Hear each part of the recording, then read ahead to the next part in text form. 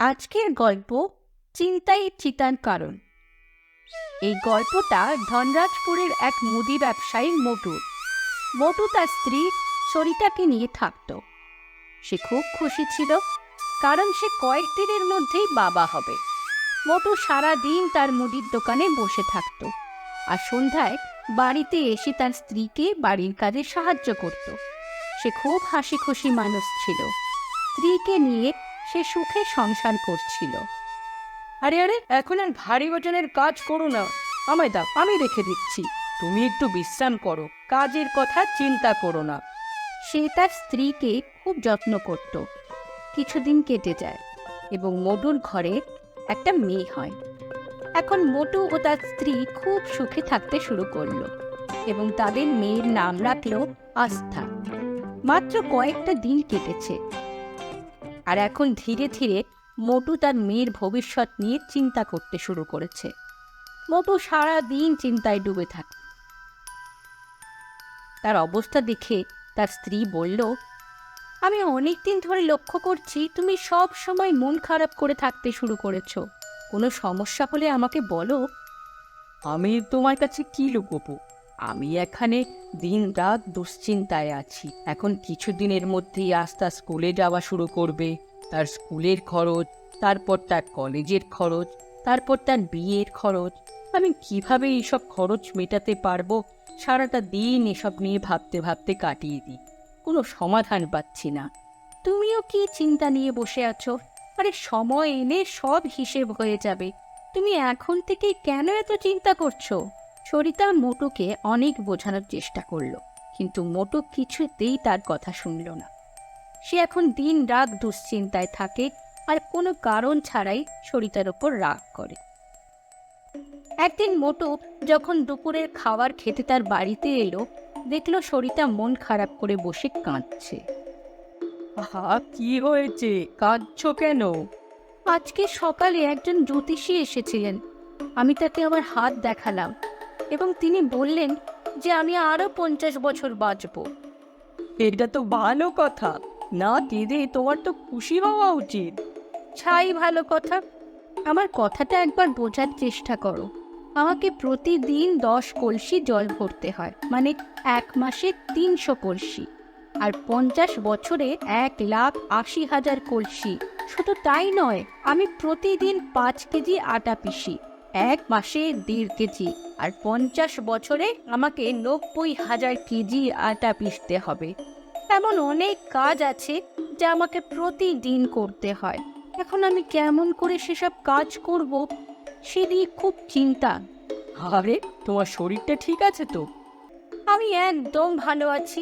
শুধু তাই নয়, শোনো, আমি প্রতিদিন অন্তত 40টা বাসন ধুই। সেই অনুসারে মাসে 14,000, বছরে 14,000 এবং 50 বছরে 7,20,000। হে ভগবান, আমি এত কাজ করব কিভাবে? চিন্তা করো, এত কাজ করার কি শক্তি আছে আমার? এখন এই চিন্তাই আমাকে দিন রাত কষ্ট দিচ্ছে। এত কাজ করব কিভাবে? আরে পাগলি, তোমাকে একদিনে এত কাজ করতে হবে নাকি যে এই নিয়ে তুমি এত চিন্তা করছো?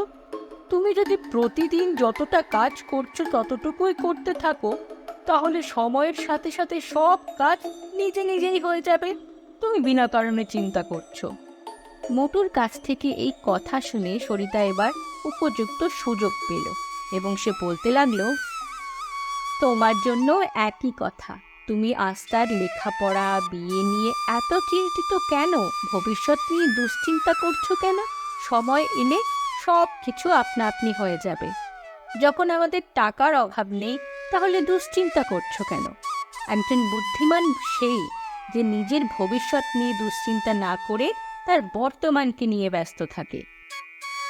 সরিতার কথা শুনে মোটুও নিজের ভুল বুঝতে পারল। এখন বুঝলাম তুমি কি বলতে চাও। এত বড় দুশ্চিন্তার পাহাড় নিয়ে ঘুরছিলাম কোনো কারণ ছাড়াই। এখন আমার সব দুশ্চিন্তা দূর হয়ে গেছে। অনেক ধন্যবাদ আমাকে এত বড় একটা কাজে সাহায্য করার জন্য। বন্ধুরা, তাই তো বলে চিন্তাই চিতার কারণ। তোমরাও নিজেদের ভবিষ্যৎ নিয়ে দুশ্চিন্তা করা বন্ধ করে আজ নিয়ে বাঁচো, সর্বদা সুখী থাকো এবং কঠোর পরিশ্রম করতে থাকো। আর হ্যাঁ, এই গল্পটা ভালো লাগলে চ্যানেলটা সাবস্ক্রাইব করো, ভিডিওটা লাইক করো আর নিজেদের বন্ধুদের সাথে শেয়ারও করো। আজকের গল্প বাঁদরের ডিম চুরি। অনেক দিন আগেকার কথা, জঙ্গলের পাশেই একটা ছোট্ট সুন্দর গ্রাম ছিল। সেই গ্রামে থাকতো এক চাষি, নাম ছিল ভলু। ভলুর কাছে একটা মুরগি ছিল যার নাম মিনি। মিনি রোজ একটা করে ডিম পাড়ত, আর ভলু মাসের শেষে সব ডিমগুলো একসাথে নিয়ে বিক্রি করত। এতে যে 2-4 পয়সা কামাই হতো তাতে ওর আর মিনির মাস চলে যেত। একদিন জঙ্গলের এক শয়তান বাঁদর খাবারের খোঁজে জঙ্গল থেকে গ্রামে ঢোকে। নাম ছিল তার চম্পক। আর গ্রামে এসে ওর নজর পড়ে মিনির সদ্য পাড়া ডিমের ওপর। ডিমগুলো দেখেই চম্পকের জিভে জল চলে আসে, আর সে খেয়াল করলো ডিমগুলোর আশেপাশে সেই মুরগিটা নেই। তারপর বাঁদরটা চুপচাপ ডিমগুলোকে টপাটপ নিজের মুখের ভেতর চালান করলো, আর প্রায় সঙ্গে সঙ্গেই সেখান থেকে চম্পট। রোজকারের মতো ভলু ডিম কুড়োতে এসে দেখলো ডিম নেই। ডিম না পেয়ে ভলু নিরাশ হয়ে গেল, আর ভাবলো হয়তো মিনি আজকে ডিম পারেনি। ওদিকে মিনি ফিরে এসে ডিমগুলো না দেখতে পেয়ে ভাবলো হয়তো মালিক ডিমগুলো নিয়ে গেছে। পরের দিন মিনি আবার ডিম পেড়ে নিজের মতো দানা খেতে চলে গেল। সেখানেই ওত পেতে বসে থাকা চম্পক বাঁদর আবার এসে ডিমগুলো খেয়ে পালিয়ে গেল। ভলু ডিম খুঁজতে এসে আবার হতাশ হলো। এভাবে আরো 2-1 দিন কেটে গেল। শেষে ভলু একদিন রাগ করে মিনিকে বলল, আরে মিনি, তোর শরীর ঠিক আছে তো? কয়েকদিন ধরেই দেখছি তুই ডিম পারিসনি। তুই ডিম না পারলে আমাদের চলবে কি করে? মালিক, আমি তো রোজই ডিম দিই, আর খেয়ে ফিরে এসে দেখি ডিম নেই। আমি ভাবি হয়তো আপনি নিয়ে গেছেন। যদি তুই রোজ ডিম পারিস তাহলে আমি পাই না কেন? আকাশে খেলো নাকি মাটির ভেতর ঢুকে গেল? কাল যদি আমি ডিম না পাই তোকে কসাইয়ের কাছে বেঁচে আসবো। কসাইয়ের নাম শুনে মিনি খুব ভয় পেল। পরের দিন আবার মিনি ডিম পেড়ে খাবার খেতে যেই চলে গেল, সেই শয়তান বাঁদরটা আবার এসে ডিমগুলো খেতে শুরু করলো। কিন্তু এবার বাঁদরটা বুঝতেই পারেনি যে মিনি লুকিয়ে লুকিয়ে সব দেখছে। ডিমগুলো খেয়ে রোজের মতো বাঁদরটা পালিয়ে গেল। মিনি সঙ্গে সঙ্গে এই কথা নিজের মালিক ভলুকে জানালো। মিনির কথা শুনে ভলু বুঝতে পারলো সব ঘটনা। তারপর ওরা দুজনে মিলে ডিম চোর বাঁদরটাকে শায়েস্তা করার কথা ভাবলো। পরের দিন যেই মিনি ডিমগুলো পারলো, ভলু সঙ্গে সঙ্গে সেই ডিমগুলো সরিয়ে সেখানে নুন দিয়ে বানানো কয়েকটা ডেলা রেখে দিল। ভলু ওই নুনের ডেলাগুলোকে আগের থেকেই বানিয়ে রেখেছিল, যার ভেতরে শুকনো লঙ্কার গুঁড়ো মেশানো ছিল। এবারে ভলু আর মিনি দুজনে লুকিয়ে বাঁদরটার জন্য অপেক্ষা করতে লাগলো। রোজকারের মতো সেই শয়তান বাঁদর চম্পক এসে যেই নকল ডিমগুলো মুখে পুড়ে দিয়েছে, শুকনো লঙ্কার ঝালে তার প্রাণ যায় যায় অবস্থা। সে এদিক সেদিক জলের জন্য দৌড়তে লাগলো আর চিৎকার করতে লাগলো। তারপরে জলের খোঁজে যে সেই ঘরে ঢুকেছে, ভলু সেখানে আগের থেকে লুকিয়ে বসেছিল। লাঠি দিয়ে আচ্ছা করে চম্পককে পেটালো, আর চম্পক প্রাণ বাঁচিয়ে কোনো রকমে সেখান থেকে পালিয়ে গেল। এই ঘটনার পর চম্পকের ভালো শিক্ষা হলো, আর ভলু মিনির জীবনে আবার শান্তি ফিরে এলো। আজকের গল্প লোভী কাঠুরে। অনেক অনেক দিন আগেকার কথা। মাধবপুর নামে এক সুন্দর গ্রামে পরম নামে এক কাঠুরে থাকত। পরম প্রতিদিন বনে যেত এবং সেখান থেকে কাঠ কেটে এনে শহরে বিক্রি করত। কিন্তু লোভে পড়ে একদিন দেখতে দেখতে পরম গ্রামের পাশের জঙ্গলের সব গাছ কেটে ফেলে। তারপরে সে ভাবল, আমি এখানকার সব গাছ কেটে ফেলেছি, এবং সেগুলো থেকে ভালো লাভ করেছি। শুনেছি বনের মাঝখানে অনেক বড় বড় গাছ আছে, এগুলো কেটে বিক্রি করে অনেক টাকা আয় হবে। তারপর সে কুড়াল নিয়ে গভীর জঙ্গলে চলে গেল। কিছুক্ষণ হাঁটার পর একদল গাছ দেখতে পেল সে। সেই দলের সমস্ত গাছ অনেক বড় বড় আর মোটা মোটা। এই তো, এতদিন ধরে এই গাছগুলোই তো খুঁজছিলাম, এখন আমি খুব তাড়াতাড়ি ধনী হব। তারপর পরম একটা গাছের কাছে গেল এবং গাছের গায়ে কুঠার দিয়ে আঘাত করতেই সে খুব জোরে একটা শব্দ শুনতে পেল। ভাই, দয়া করে আমায় মেরো না। আমায় মারছো কেন?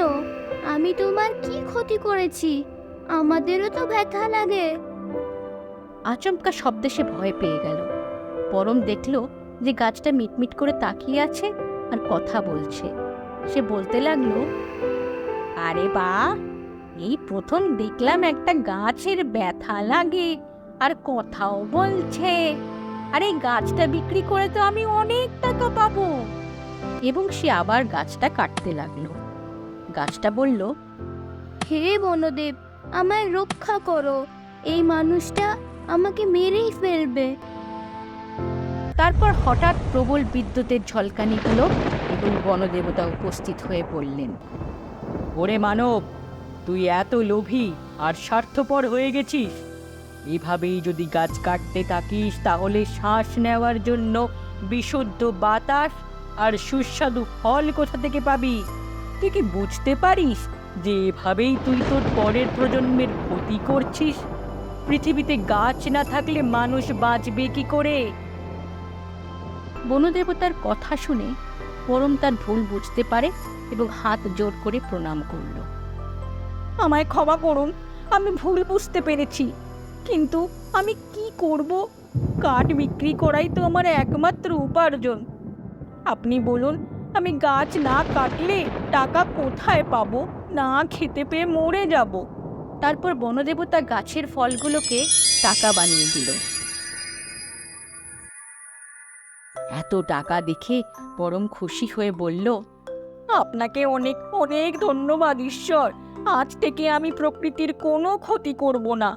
এবং এখন আমি আপনাকে কথা দিচ্ছি যে আমি এখনো পর্যন্ত যতগুলো গাছ কেটেছি তার চেয়ে বেশি গাছ লাগাবো।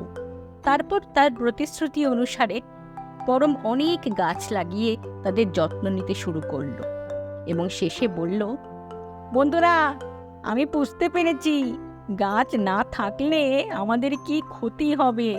আপনিও যদি এর থেকে কিছু শিক্ষা পেয়ে থাকেন তবে অবশ্যই জীবনে অন্তত একটা গাছ লাগান এবং তাকে আপনার পরিবারের সদস্যের মতো যত্ন নিন। আর হ্যাঁ, এই গল্পটা আপনার বন্ধুদের সাথে শেয়ার করুন যাতে আমরা আমাদের মা রূপী পৃথিবীকে সবুজ করে তুলতে পারি। এরকম মজার গল্প পেতে আমাদের চ্যানেলটি সাবস্ক্রাইব করতে ভুলবেন না যেন। ধন্যবাদ। আজকের গল্প লোভী দোকানদার। মোহনপুর নামে এক সুন্দর গ্রাম ছিল, যেই গ্রামে সবাই একসাথে মিলেমিশে থাকত। সেই গ্রামে একটাই মুদির দোকান ছিল, যার মালিককে গ্রামের সবাই মোটু মুদি বলে ডাকত। সে ভীষণ লোভী আর অসৎ ছিল। যেহেতু পুরো গ্রামে একটাই মুদির দোকান ছিল, মোটু মুদি এরই সুযোগ নিত। সে শহর থেকে সস্তা দামে জিনিস কিনে নিয়ে এসে সেগুলোকে চড়া দামে গ্রামের লোকেদের কাছে বিক্রি করত আর অনেক অনেক লাভ করত। দিওয়ালি প্রায় এসে গেছিল, তাই মোটু শহরের বড় গোদাম থেকে আতশবাজি কেনার জন্য পৌঁছে গেল। মোটুকে দেখে গোদামের মালিক রামলাল বলল, আসুন আসুন মোটুবাবু, এবারে দেখছি একটু তাড়াতাড়ি এসে গেলেন দিওয়ালির জিনিস নিতে। বলুন কোন কোন ব্র্যান্ডের আতশবাজি আপনার জন্য প্যাক করে দিই। আরে, গ্রামের লোকগুলো কি জানে ব্র্যান্ডের ব্যাপারে? ওদের শুধু আতশবাজি হলেই হলো।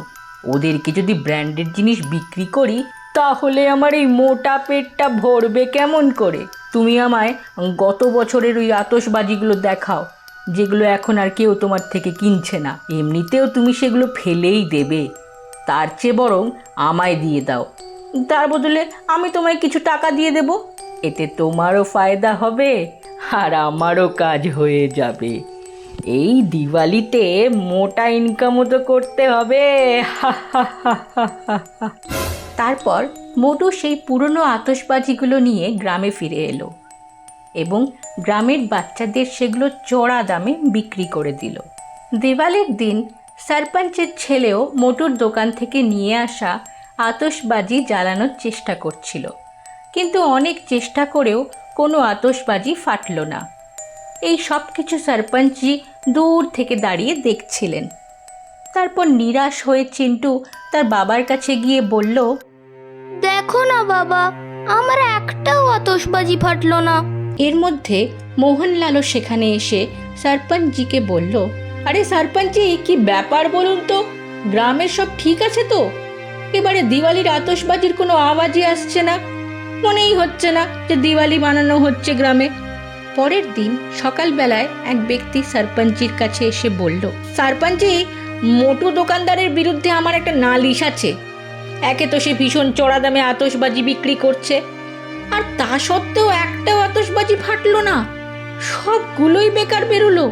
এর মধ্যে আরও কিছু লোক সেখানে জমা হয়ে গেল, কারণ তাদের আতশবাজিগুলো ফাটছিল না। তারপর সবাই মিলে সরপঞ্চজিকে সাথে করে মোটুর দোকানে পৌঁছলো। কি হে মোটু, এই সবার মতে তোমার দোকান থেকে কেনা আতশবাজির একটাও ফাটেনি। এমনকি আমি নিজেও দেখেছি আমার সব আতশবাজিগুলো বেকার বেরিয়েছে। কি ব্যাপার বলো তো?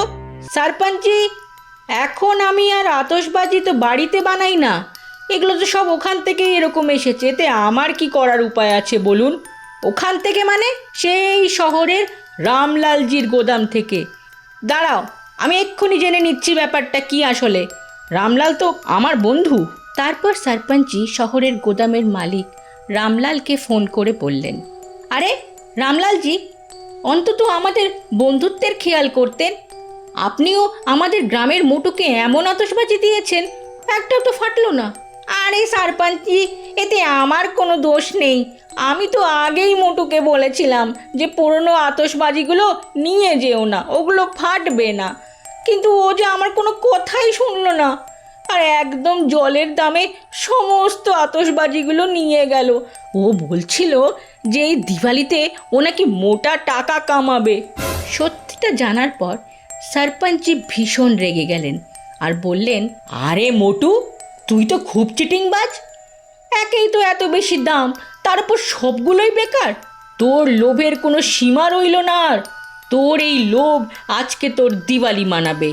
গ্রামবাসীরা চলো, আজকে এই মোটুকে আচ্ছা করে শিক্ষা দিই, যার জন্য সমস্ত গ্রামের দিওয়ালিটাই খারাপ হয়ে গেল। আর তারপর রেগে আগুন গ্রামবাসীরা আচ্ছা করে মোটু দোকানদারকে পিটিয়ে শিক্ষা দিল। আজকের এই গল্পটা ভালো লেগে থাকলে লাইক বাটনটা প্রেস করুন আর সাবস্ক্রাইব করতে একদম ভুলবেন না যেন। তাহলেই আরও অনেক অনেক মজার গল্প নিয়ে আমরা আবার হাজির হব আপনাদের কাছে। ধন্যবাদ।